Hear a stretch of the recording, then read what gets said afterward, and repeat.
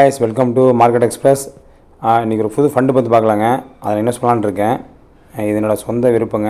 நீங்கள் CBI advisor கேட்டு கண்டிப்பாக ஸ்டாக்ஸ் இன்வெஸ்ட் பண்ணலாம், இல்லை மியூச்சுவல் ஃபண்டு நீங்கள் இன்வெஸ்ட் பண்ணலாங்க. நம்ம பார்த்திங்க அப்படின்னா ரெகுலராக நம்ம நிறைய மியூச்சுவல் ஃபண்ட் பண்ணிகிட்ருக்கோம். என்னோடய மியூச்சுவல் ஃபண்ட் பொறுத்தவரை பார்த்திங்கன்னா நான் ஒன்று தான் வச்சுருக்கேன், ELS மட்டும் தான் வச்சுருக்கேன். சரி, அதில் ஒரு ஃப்ளெக்ஸிஃபிக்காக ஃபண்ட் ஒன்று பண்ணலான்னு ஐடியா பண்ணிருக்கோம்.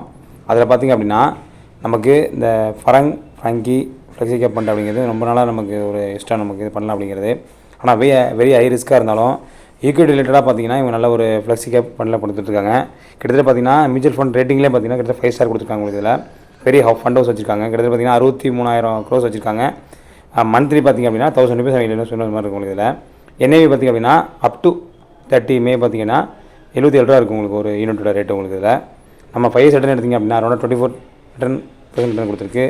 3 years பார்த்திங்க அப்படின்னா 20 கொடுத்துருக்கு. லாஸ்ட் 1 year எடுத்திங்கன்னா 31% கொடுத்துருக்கு நமக்கு இதில். 6 month கவர் பண்ணி பார்த்தீங்கன்னா 16%, 1 month ஆவரேஜ் பார்த்தீங்கன்னா 0.99 கொடுத்துருக்கோம் இதில். இதில் வந்து என்ன பண்ணலாம் அப்படின்னா ஒன் டைம் பண்ணுறதை விட நம்ம ஒரு SIP ஸ்டார்ட் பண்ணலாம் ஐடியா பண்ணியிருக்கோம். நம்ம கண்டிப்பாக இது நமக்கு இது ஒரு பெனிஃபிட் கொடுக்கும். லாஸ்ட்டு ஒரு 5 years to 10 years பார்த்தீங்கன்னா நல்ல க்ரோத் உங்களுக்கு இருக்குது. இதில் என்னென்ன அசட்ஸ்லாம் வச்சுருக்காங்க அப்படின்னு பார்த்தீங்கன்னா ஈக்விட்டி ரிலேட்டடாக பார்த்தீங்கன்னா நிறைய ஃபண்ட்ஸ் வச்சுருக்காங்க. இதில் நம்ம என்ன ஹோல்டிங் பார்த்திங்க அப்படின்னா அரௌண்டாக நமக்கு HDFC பேங்க் முதற்கொண்டு ICICI வச்சுருக்காங்க, மாருதி வச்சுருக்காங்க, கோல் இண்டியா வச்சுருக்காங்க. கண்டிப்பாக நீங்கள் இன்வெஸ்ட் பண்ணி பெனிஃபிட் பண்ணலாங்க.